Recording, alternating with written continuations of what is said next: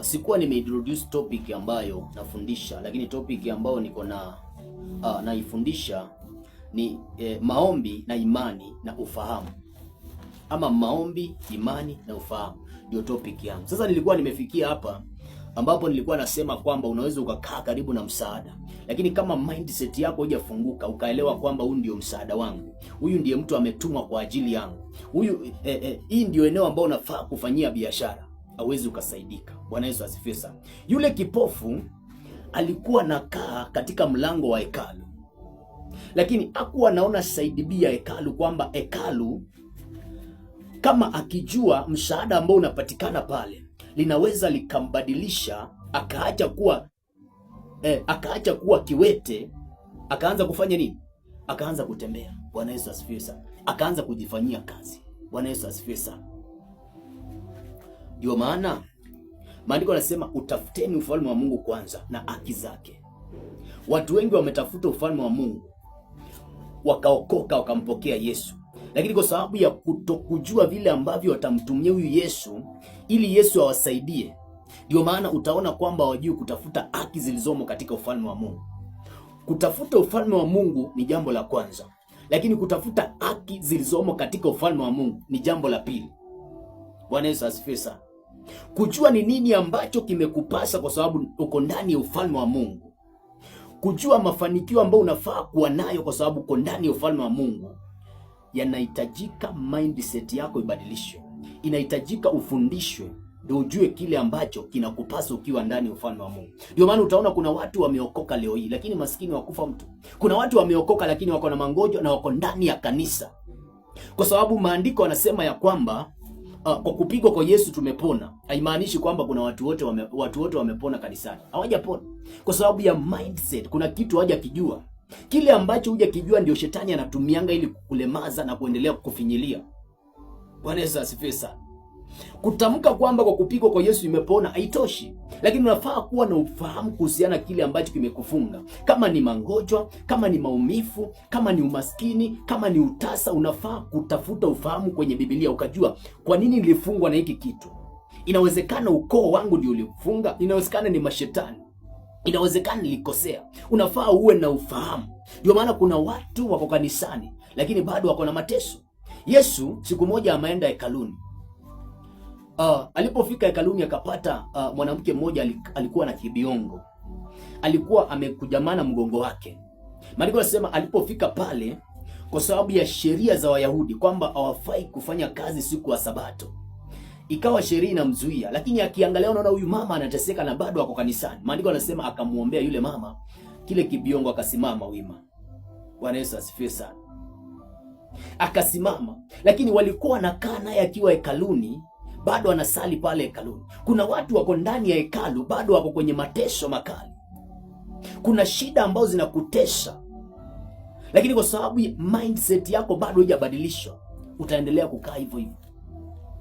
Yule kiwete, watu wakwao walikuwa wanambeba wanampeleka hekaluni, mahali ambapo kuna msaada wa Bwana, lakini alikuwa anaenda anarudi akiwa vile vile, kwa sababu alikuwa number one, amezoea ile hali kwamba amezaliwa akiwa hivyo.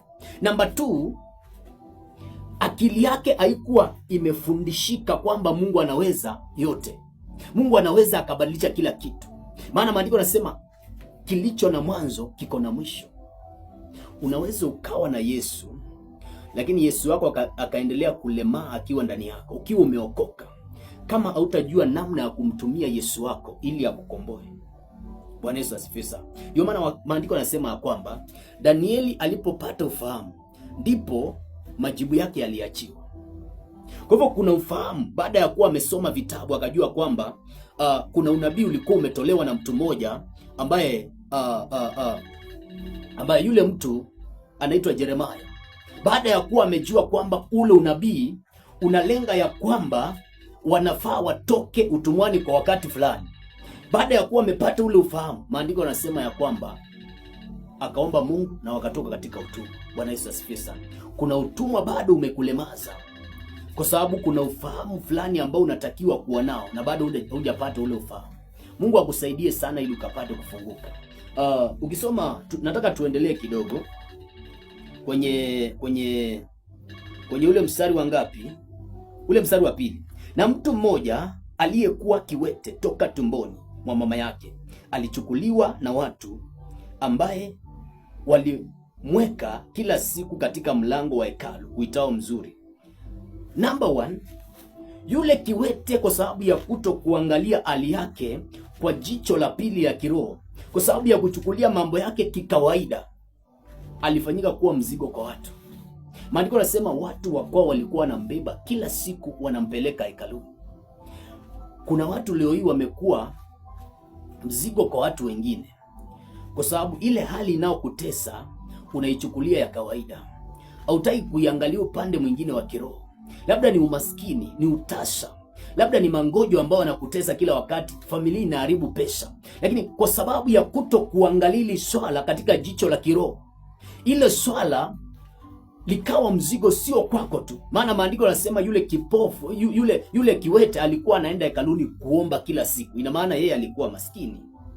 Hivyo umaskini wake ulikuwa kwa sababu hakuwa na ufahamu. Hakuwa anajua kwamba ndani ya pale hekaluni anapelekwa hapo ili apate msaada. Hakuwa na ufahamu wa kutosha. Namba 2, lile jambo alilichukulia la kawaida. Kwa hivyo akafanyika kuwa maskini.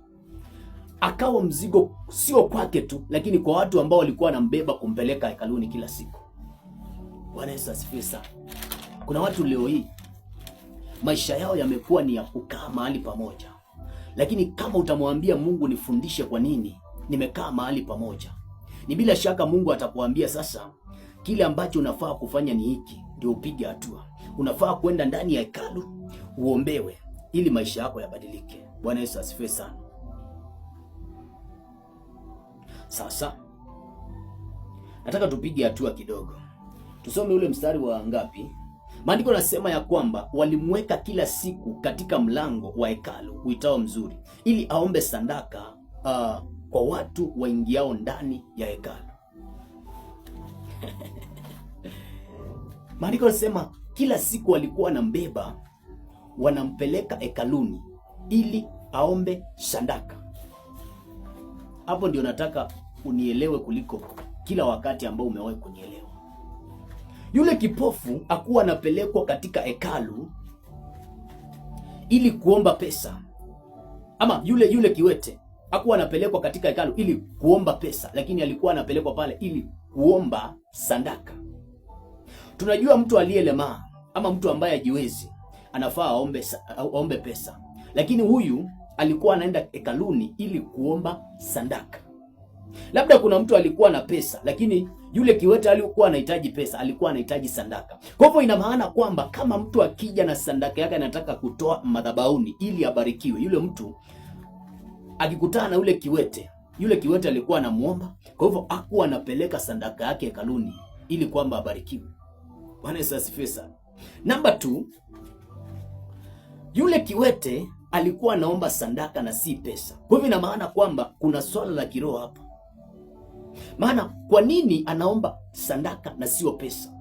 Ina maana kwamba alikuwa amekuja katika ile hekalu ili kulemaza kanisa, ili kufilisisha kanisa.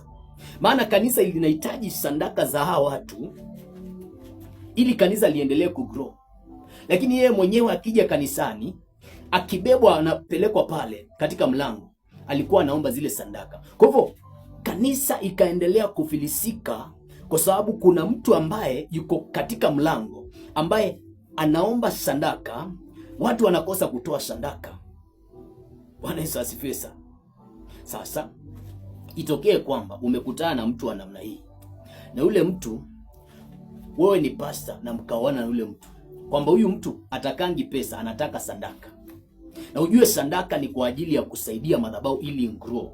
Kile ambacho kiko kwenye madhabahu kinunuliwe na kanisa iendelee. Sasa umekutana na huyu mtu, shetani amekutanisha naye, mumeoana na yeye. Bwana Yesu asifiwe sana.